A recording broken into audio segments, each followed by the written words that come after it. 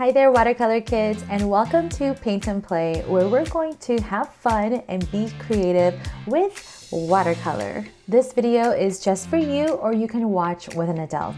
Remember that at any point in this video, you can pause it, rewind, or you can ask your adult to write a question in the comments below. In all of our episodes of Paint and Play, we're going to gather our supplies, recite our mindset mottos, practice our breathing technique, learn something new about watercolor, and today we're going to paint a colorful fish in the ocean together.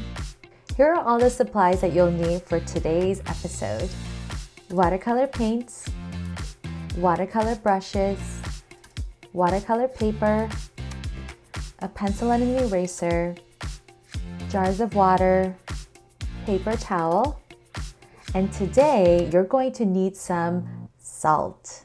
I'll tell you what it's for in just a moment. Now that we have gathered our supplies, let's recite our mindset mottos. Are you ready? Will you repeat after me? We are all creative. We will be kind to ourselves and to others.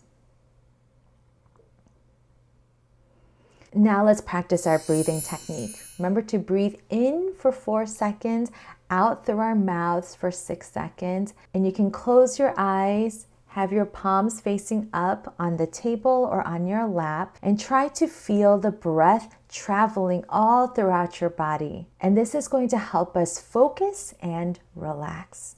Here we go.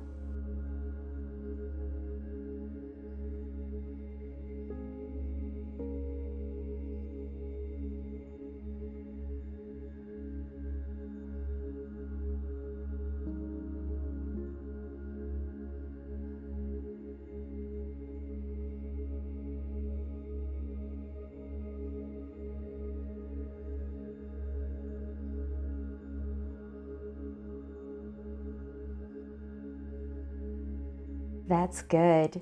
I hope you feel relaxed and ready to paint. Today's technique involves using salt, and salt is a great way to add texture to our paintings. Can you say texture? There are different ways to create texture in our paintings, and today we're going to look at how to do that with salt. Texture can mean different things. It can mean how it feels or how it looks. So maybe it looks like rocks, or maybe it looks like sand. Maybe it feels rough or furry. All of those things mean texture. And when we use different tools to create texture, they feel and they look like different things. And today we'll just look at salt, but in other episodes, we'll look at different ways to create texture. So grab some paper and some salt.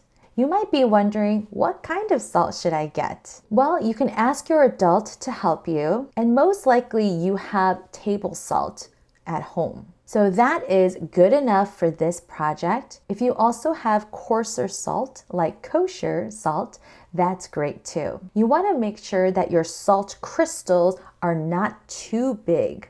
They need to be a little bit smaller and finer. So ask your adult to help you with choosing the right salt. Go ahead and grab your supplies. I'm using my praying watercolors today, and I have some watercolor paper, and I'm going to use my black marker to write salt technique at the top so I know what this page is about. Next, we're going to practice our salt technique. I'm using my pencil to draw some shapes so that I can practice one at a time. I don't want to paint too big right now for my practice. Now, one tip for using salt is that you want to make sure you sprinkle in your salt while the paint is wet. While the paint is what? Yes, wet.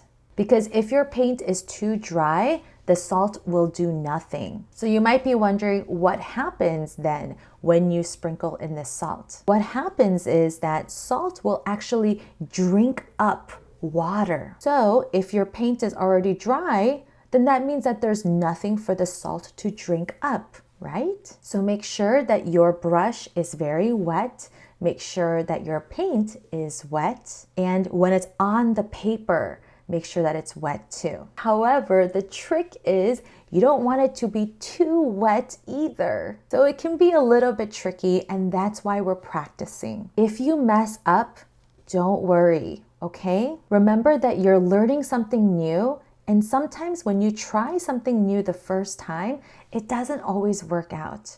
And that's okay. And so that's why I drew 4 little shapes so that I can practice again and again. Look at this page. I drew 8 shapes in this one because I wanted to practice again and again. And then I wanted to practice some more. So I did another page.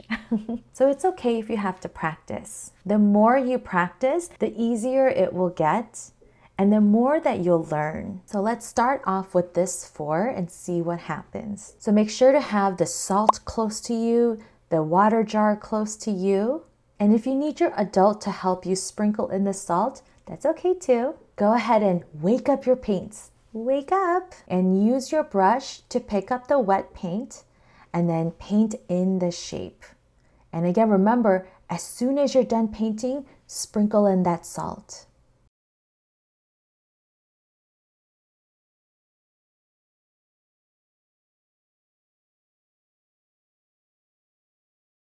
Now, what you might notice right away is that the salt creates this ring of color around it. Do you see that? So what it's doing is soaking up the water and then leaving the paint around the crystal. That's pretty cool. Now, what do you do with the salt on the paper? Leave it, okay? Leave it there to dry with the paint. Let's go on to the second one. Choose any color that you want. You can do the same color or a different color. And again, look how watery my paint is. You can always add just a little bit more if you need to, and then sprinkle in the salt. And then look how it soaks up the water, and it looks a little bit lighter in value where the salt is, right? Are you seeing that? Let's try it again.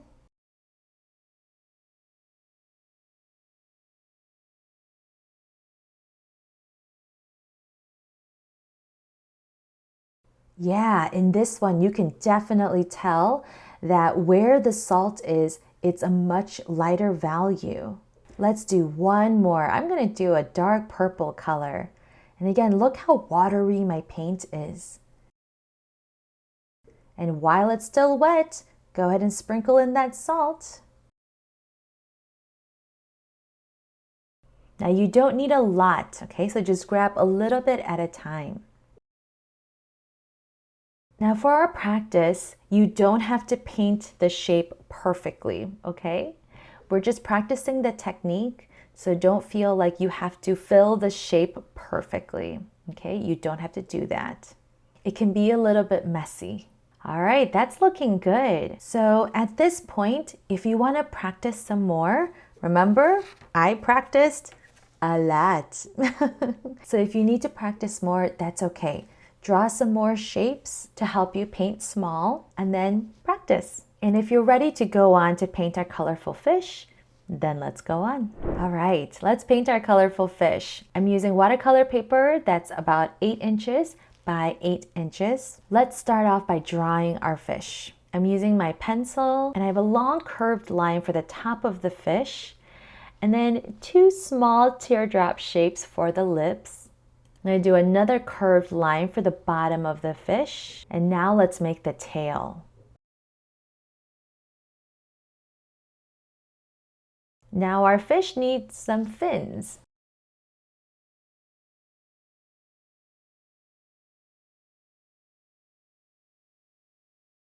So far, so good. Now we just need to show some details on our fish. I'm going to create all these small half circle shapes and I'm going to paint them in rainbow colors.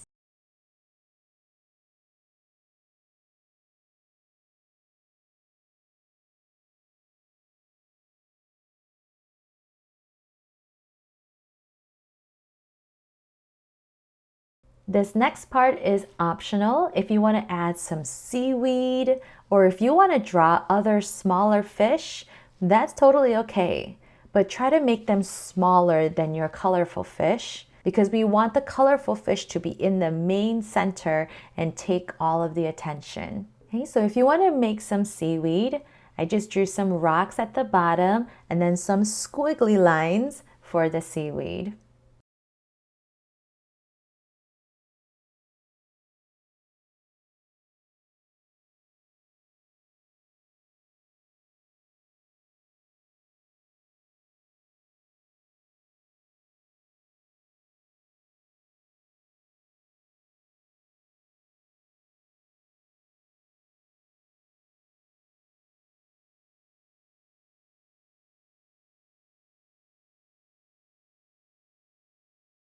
That's looking good. So here's the order in which I'm going to paint this colorful fish. I'm going to start with the background. So I'm going to work pretty quickly. I'm going to paint a section and then add the salt, paint another section, add the salt, another section, salt, another section, salt, and so on until I'm done with the background. So again, make sure that your salt is near you and your water jar is near you so that you can quickly add water, add paint, add salt, okay? It's gonna be a quick process. After the background is dry, then we'll paint the seaweed and then the fish. Are you ready? Here we go. So choose a blue color and make sure to wake it up. Remember, you can use a spray bottle or just add some water from your cup into your paint and wake it up. Wake up, paint, wake up. And again, remember, you can be a little messy with the background. It doesn't have to be perfect. So paint a small section.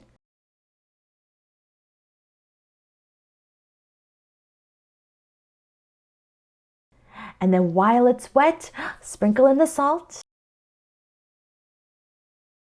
You don't need to cover the whole thing with salt, just small areas. Let's do another small section. Adding some more salt. Be careful to go around the lips and go around the seaweed.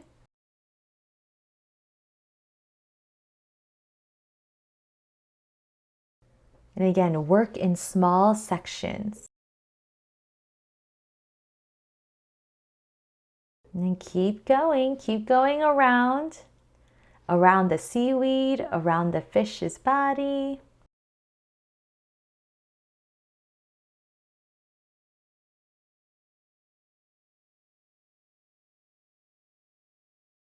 And remember, use the salt in small areas.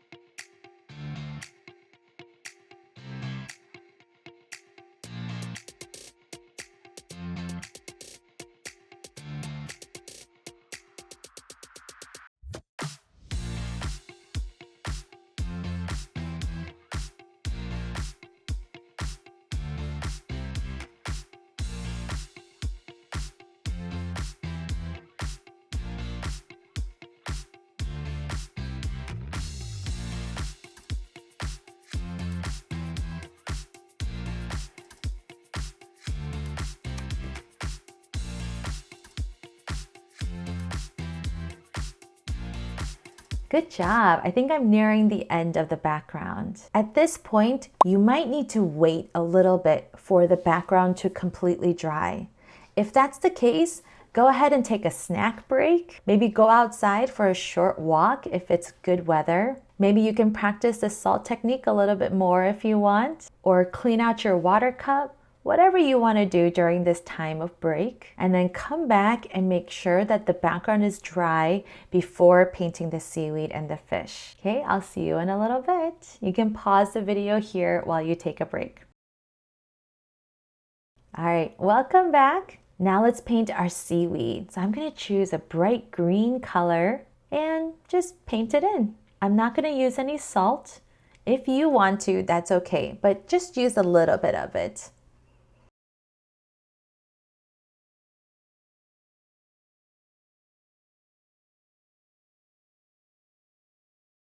I'm going to paint all my seaweed first with the green.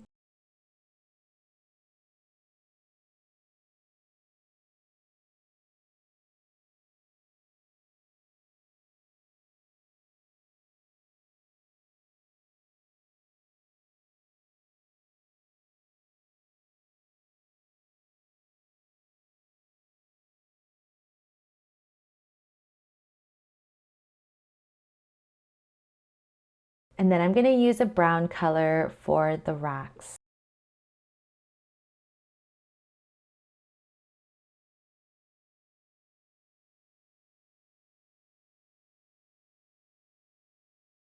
Now let's go on to our fish. I'm really excited. Now you can choose any colors you want for your fish, but I want the middle part of my fish to be rainbow colors and then the front and the back tail of the fish to be yellow. So I'm going to start with the tail in a bright yellow color and then paint the face.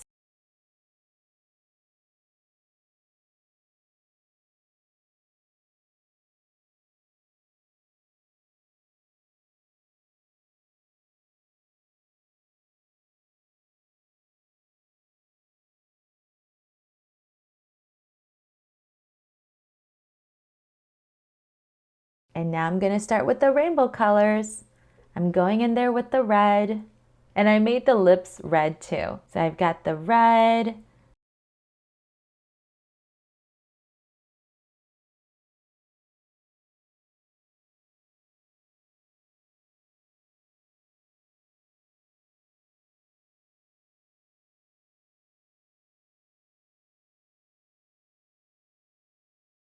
Then the orange.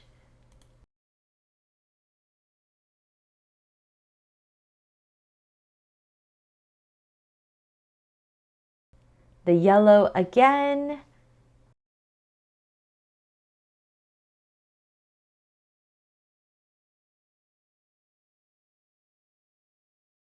And then the green. A little bit of blue.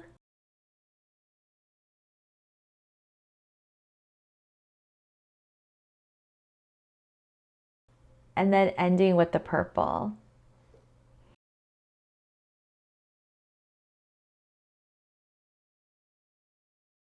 I also used a little bit of black for the eye. And you can see that the black paint bled a little bit into the yellow because the yellow paint hadn't dried 100%. So that sometimes happens, and to me, that's okay. It just looks like it has eyelashes. I'm going to finish off with the fins in a dark teal color.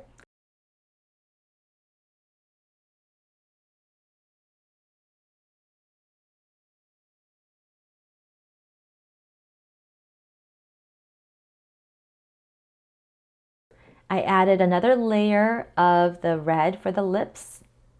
And that's it. What do you think? I love seeing the salt on my painting. If you want, you can leave the salt on your painting, or once everything is dry, you can gently rub it off. As for me, I like the salt in the painting because it looks like there are crystals in it. In some areas, it also looks like bubbles. And then when you touch it, you feel that texture. So I love that feeling and keeping that textured look. But it's your choice if you want to keep the salt on the paper or rub it off. And there you go. That's our colorful fish. Great job, kids! I'm so glad you made this beautiful painting of a colorful fish with me as we played around with watercolor and salt.